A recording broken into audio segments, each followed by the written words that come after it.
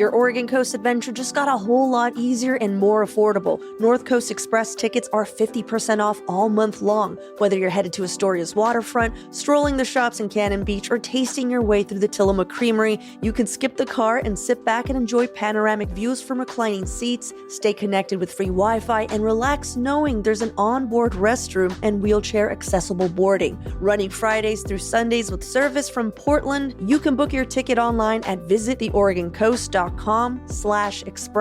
and use promo code 50OFF to save 50%. You can make a difference in someone's life, including your own, with a job in home care. These jobs offer flexible schedules, healthcare, retirement options, and free training. They also provide paid time off and opportunities for overtime. Visit OregonHomeCareJobs.com to learn more and apply. That's OregonHomeCareJobs.com.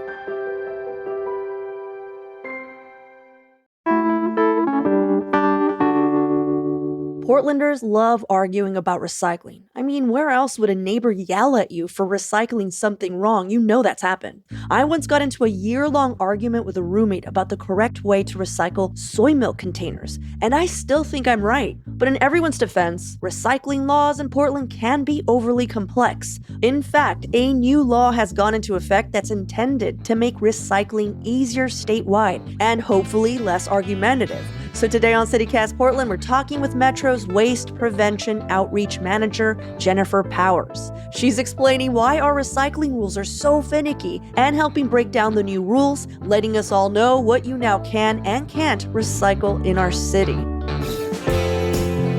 It's Thursday, August 21st. I'm Claudia Meza, and this is what Portland's talking about.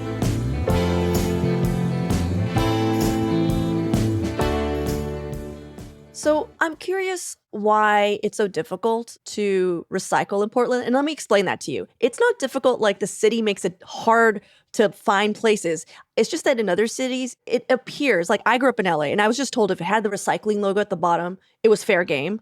So why do I need to refer to a city website every time I need to recycle something new? Why is it so hard? That is a really good question. And I think that you are not alone in thinking that we have a little bit of a complicated or weird recycling system here in the Portland metro area. Because you're right, just because it says it's recyclable, just because there is a recycling symbol on there, that does not mean that it can go necessarily in our local recycling system.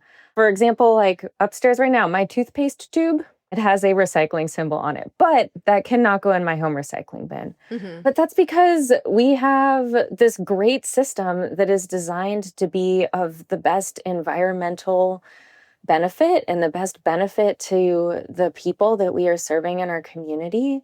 And that means that in order for something to be accepted in our commingled recycling bins at home, we need to make sure that that item actually can go successfully from our bin. It can travel to the recycling sorting facilities, that the sorting facilities with the equipment that they have are able to successfully sort that item into kind of a source separated bundle. And then that bundle has a responsible end market to go to. And what I mean by responsible end market is that there is a seller out there that wants that material.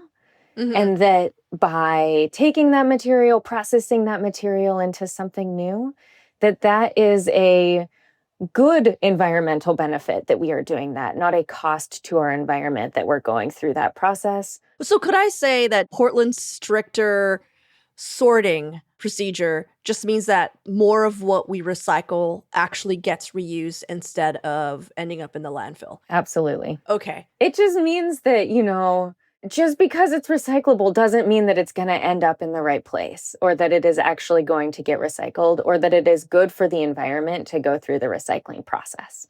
So everything that we are putting into our system is going to go to a responsible end market and is going to be of benefit to our environment to be recycled and remade into something new. Right. Well, I know the Oregon's Recycling Modernization Act just took effect last month. I'm assuming you guys created this because it was so hard to recycle. Yeah. So hard to explain what needs to be recycled and what doesn't. But I need to know from you, like, what's the big picture change it's hoping to accomplish? So you're right, the Recycling Modernization Act, it was passed several years ago, but it just went into effect on July 1st of 2025. And it really is set at modernizing not just recycling in the Portland metro region, but also recycling statewide across Oregon.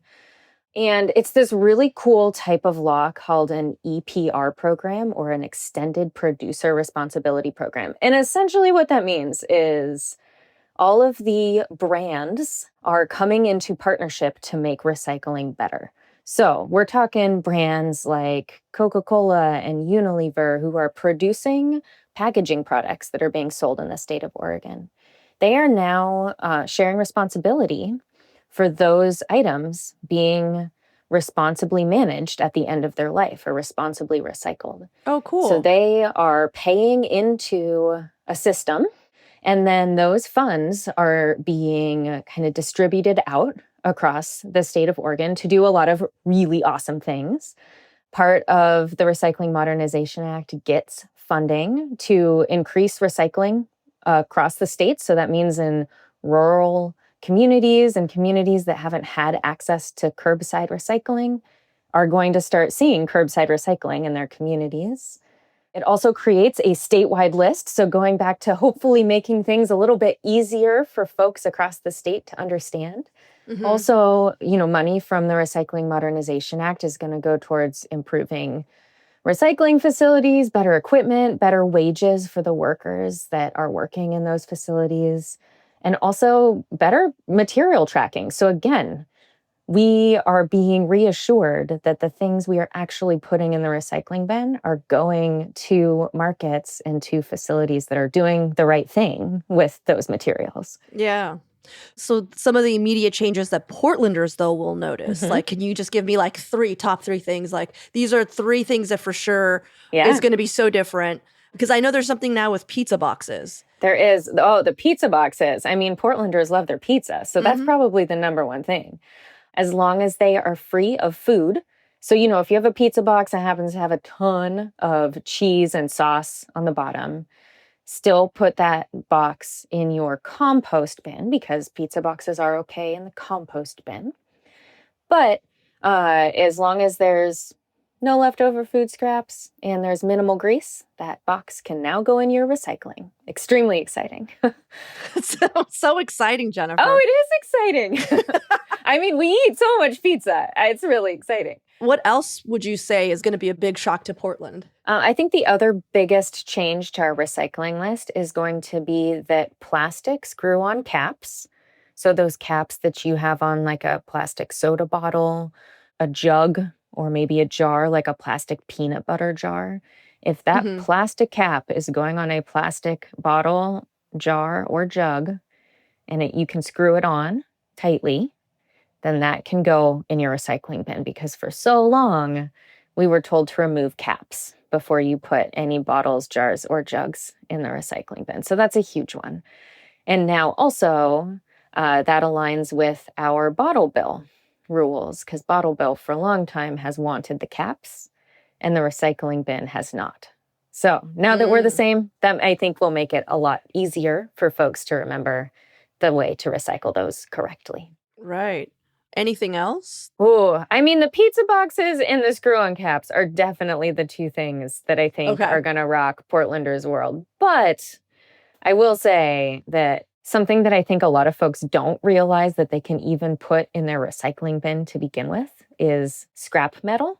Is that new? It's not new. Really? We updated the size limitations for scrap metal. Okay. So as long as you have something that is mostly metal and it is less than 18 inches long and less than 10 pounds, you can put that in your curbside bin. So that means if you have like, stainless steel pot that has seen better days and it's ready to go, then that could go in your recycling. And I think that that's something that a lot of folks just don't realize. You don't think about putting that For sure. type of scrap metal or metal pieces in your recycling bin, but there you go. What if I cut up gutters to fit that specification? As long as they are mostly metal and they fit that specification of size, You can also always take those things to a scrap metal yard. They will often pay you for it. Yeah, it's true. But, But yes, for convenience sake. yeah. I'm Yeah. like, yeah, but those are a few more steps there. Yeah, absolutely. Cool. I also understand that more changes are still being planned as a part of this, larger modernization act. What else is coming down the pike that we might be excited to hear about? So, in a couple years, within the first program plan of the Recycling Modernization Act, we are going to start seeing recycling drop off centers. So, these are going to be like community drop off depots, which is something new to us and is really exciting because that will include materials that we don't have the ability to recycle curbside right now. So, Mhm. think about things like your small camping propane canisters, block styrofoam, Okay. things like lids, plastic bags, kind of those items that do have high recycling value, but don't work too well in our sorting facilities. So, like plastic bags are recyclable, but if you put them in your commingled recycling bin, they get all tangled up in the sorting machinery. That's dangerous for the machinery and the people that have to get them out. So that's why collecting them at like a depot or drop off center is going to be the best way to go to still recycle plastic bags, but do it in the right way, you know? Yeah, that's pretty cool. Well, let's take a quick break here. And when we come back, the biggest mistakes Portlanders are making when recycling.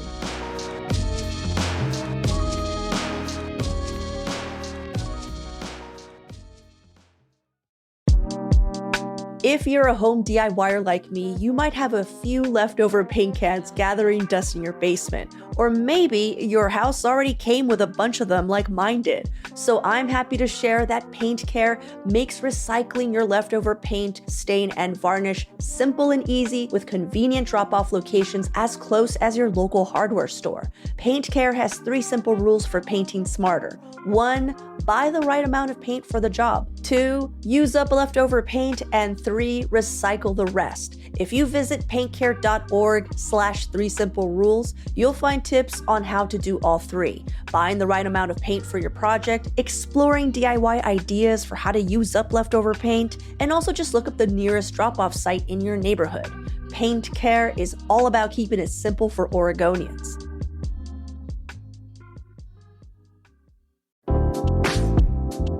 Time slows down in Walla Walla, Washington. And that's the point. You can experience a vibrant and relaxing getaway, going at your own pace, doing as much or as little as you want. And if you love to eat delicious food and drink good wine, this is your destination.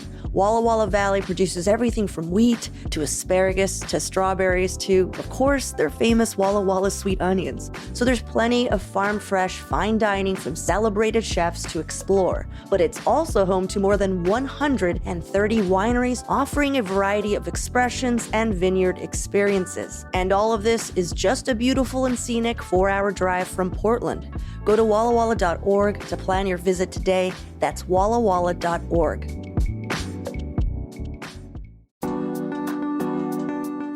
The 12th annual Montevilla Jazz Festival, presented by Accelerator Design Studios, is happening from August 29th through the 31st. Portland's biggest local jazz festival, they're putting on more than 25 concerts across Montevilla and Mount Tabor Park. Also, did you know that Montevilla is actually a contraction of Mount Tabor Villa Edition?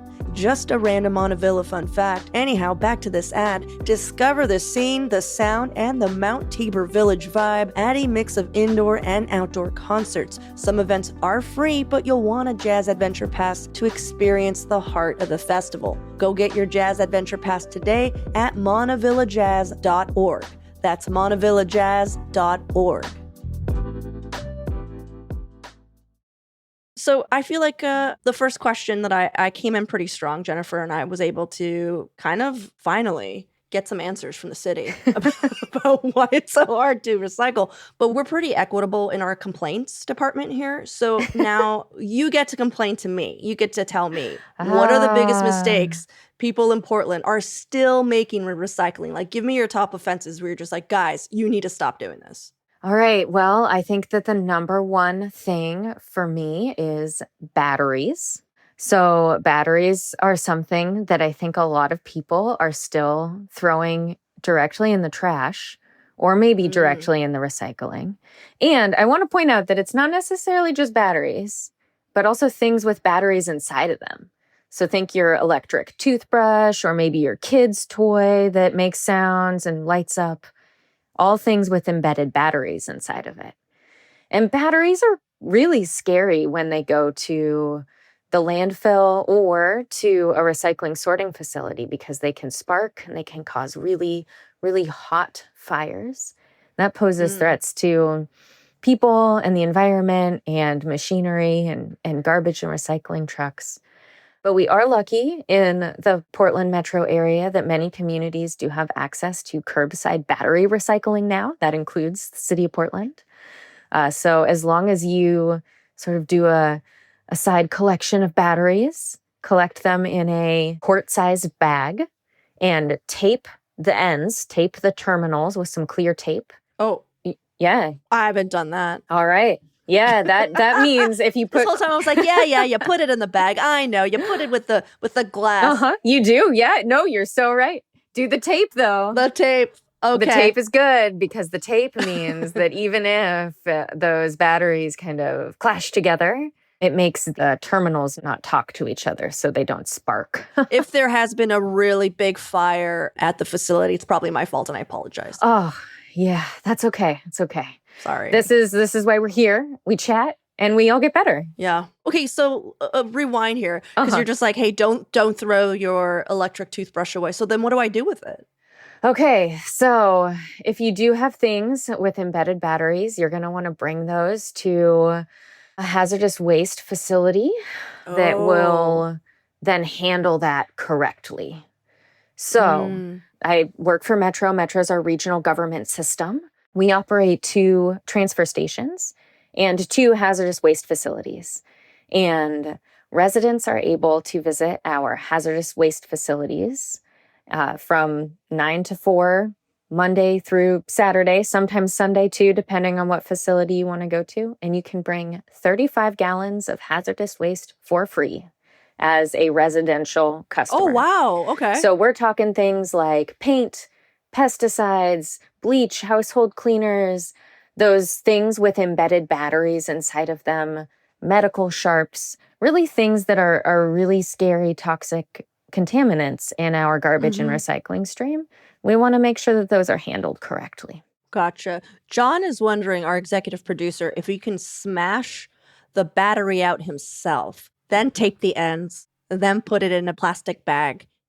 So I'm going to guess I would- no from that silence. Jennifer is Ooh. not only going to say no, she's actually worried that you've been doing this. Okay, it's the verb smash that really gets me in that statement. So here's the thing. If you're looking at something and you have like a kid's toy and you can really easily remove the battery pack out of the back of that talking Elmo or whatever it is that you have, great. If you can very safely do it and it is really clear how to do it. If there is any smashing involved, if you're not sure how to get 2 pieces of plastic apart, like those electric toothbrushes are actually really hard to get apart. So when in doubt, leave it to the professionals. We have a really great staff of hazardous waste technicians that are more than happy to do that for you. Okay. Well, I think John knows now, and he's going to stop smashing electric toothbrushes. So that's great. Yes, no more smashing. Yeah. Well, is there anything that you think people think is bad to recycle here, but you're just like, curveball, you can actually recycle that, but you probably didn't know? Well, I feel like I mentioned it earlier that a lot of folks don't realize that almost all metal are able to be recycled. So that goes for really small pieces of metal too. So if you have that weird collection of like little nuts and bolts and screws and nails and things that are accumulating in your garage or your apartment. Oh, I could recycle that? Well, okay, yes, but listen first. Okay. Because what you don't want to do, you don't want to just like throw a handful of nails in the recycling bin, right? Like John first has to smash them, is what I'm hearing. Ooh, okay. So we want to protect people, right? So no smashing. Okay. But what you can do is next time you you empty out a tin can of pumpkin or soup or whatever you're cooking with, save that can and put all of your miscellaneous bits and bobs of metal inside that can and then crimp it shut so that your metal is inside metal, and then toss that in the recycling bin, right? Because it's recyclable metal, but you want to make sure it gets recycled with the metal at the sorting facility rather than falling out with paper or something because it's so small. Oh, I hear you. Yeah, it's a fun little craft project right there. Yeah, exactly. And then the other thing I would say that I think folks get a little confused about are items known as aseptic containers. You ever heard of aseptic containers? No. Oh, I promise you have. It's just a weird word. It's the word that us recycling nerds like to call like your broth, your soup broth, or your soy milk container. It's kind of carton, but it's kind of not. It's kind of a box. So those aseptic containers or Tetra Paks, those are also recyclable. Okay. I think it trips people up. I've only gotten into one major argument with a housemate where it was like ongoing, like we were both just like, you're wrong. And it was, I was always told that you had to take out, the little plastic stuff, that you had to rip it out. That isn't recyclable. You throw it in the trash and then the rest is recyclable. Is that true? Or is it always been that you could just always throw it in? Because I could have sworn in one of the many pages or one of the many mailers that I've gotten about recycling in my life from Portland, I thought at one point they were just like, can you start taking these out? And I was like, yes, ma'am. Yes, sir. I will. You're such a dutiful recycler. I really am. But I mean, did I make that up? Okay. You ask a very confusing question. But here's my answer for you. Here's my answer. I think the answer is if you, as a very dedicated recycler, would like to do that, that's great. You're telling me I didn't have to do it this whole time, Jennifer. That's what you're saying?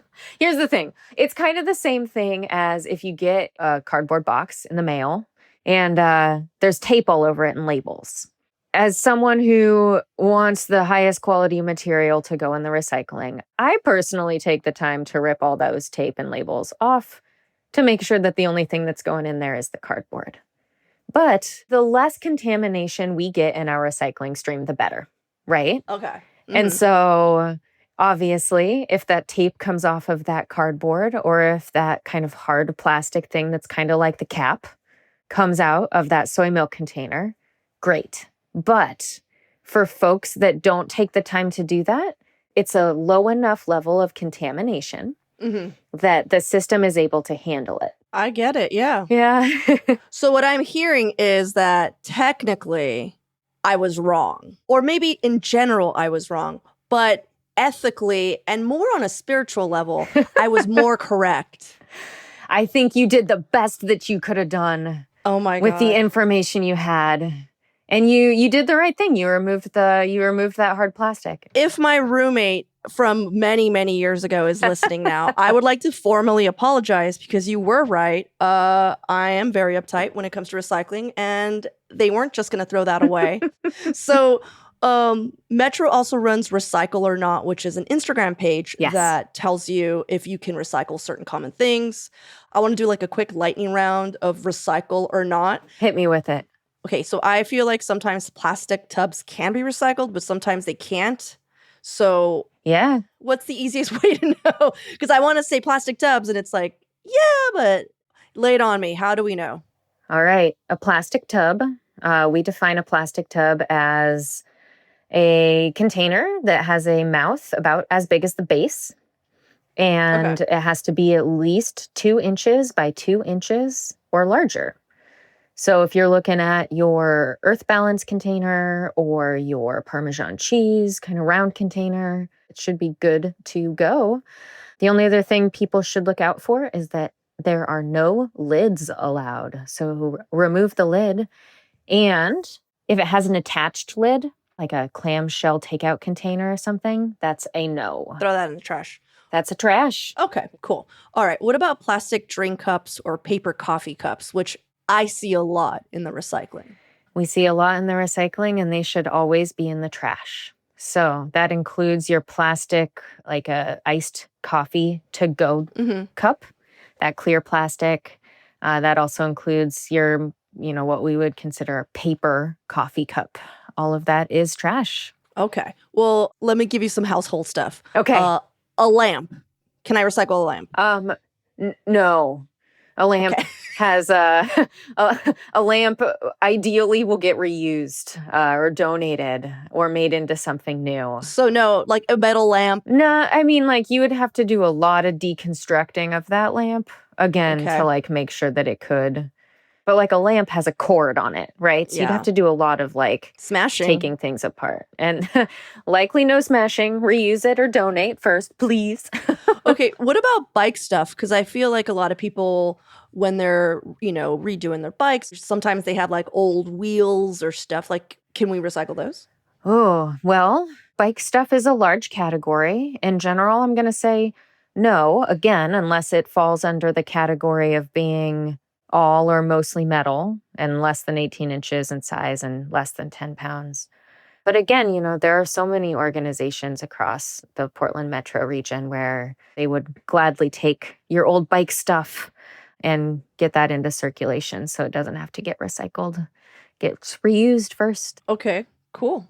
And I already know about the recycling batteries because we talked about it at length. Yeah. I've single-handedly started, I'm sure, a ton of little fires by not taping the ends. Oof. But I know that you're not supposed to recycle lithium batteries, correct? So any battery should be handled properly, and lithium batteries are no different. You can still recycle it as part of your curbside battery program. But again, be sure to tape the ends. The lithium ones in particular, I think, are the most important to tape because they are the most volatile and the most likely to start those really scary fires. The alkaline batteries, actually, just to throw a curveball at you, are the ones that you don't have to tape. See, this is... I know there's a lot I swear to God. I just think that what Metro does is just start roommate arguments. I think that's what you guys need to start, like an anti-roommate argument campaign about this recycling. Because like we just went through it. Just make it easy. I don't think you should say, but just be like, yeah, tape them all, whatever. I mean, when in doubt, absolutely. Tape them all. Okay. And the good thing is that something that makes Metro really unique and that all of your listeners have access to, we have a recycling information center. We are open Monday through Friday, 8:30 to 5. Give us a call. We're real humans. We're happy to talk you through anything that you have questions about. So I hear you. Hopefully we're here to resolve the roommate arguments. Yeah, the recycle squabbles. Exactly. Well, Jennifer, I really appreciate you taking the time and going through some of the new aspects of the law. Of course. We really appreciate it. And it's kind of funny. You would be surprised how much people care. We love that. We know that the Portland metro region is full of folks that are passionate about this work and passionate about doing the right thing for the environment. And we're really just here to help and try to make that as easy as possible. So definitely give us a call. We're here to help. And now for some events happening this week. Every Thursday on the show, we like to bring you a few recommendations to help you plan your weekend. And oh my gosh, there's so much going on this weekend. This Friday, we're going to be at Kickstand Comedy in the park at Laurelhurst Park. Come on down. We'll be somewhere in the back under our green CityCast Portland tent. Bring your blankets. Show starts at 6:30 p.m. and it's absolutely free. Clinton Theater's Hanabi Film Festival is still going strong with selected Japanese films going through the end of this month. The film playing on Sunday is especially interesting since it's not been available outside of Japan for 30 years. It's an adaptation of a very famous Japanese mystery novel, Dagra Magra, totally worth checking out. This Friday also starts the 3-day Made Bike Show at Zidell Yards. There's going to be a ton of bicycles to check out and builders to meet. It looks really cool. Also, we have a sponsored event pick. The Northwest Natural Street of Dreams is a signature summer event produced by the Home Building Association of Greater Portland. This self-guided tour is running through the 24th, which is this Sunday. It showcases over a dozen exceptional homes throughout the area, featuring the latest in residential construction, everything from luxury homes to affordable middle housing. A single ticket grants one-time entry into each home with the flexibility to visit on different days. Visitors can check schedules online or via the mobile app to plan their tour. Visit streetofdreamspdx.com streetofdreamspdx.com for more information. That's streetofdreamspdx.com. For even more local events and news, sign up for our daily newsletter, Hey Portland, or check out our website, portland.citycast.fm, and you can find a link for all this in the show notes.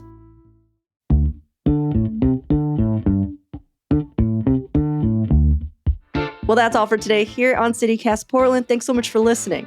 We'll be back tomorrow morning with more from around the city. Until then, see you with Slims.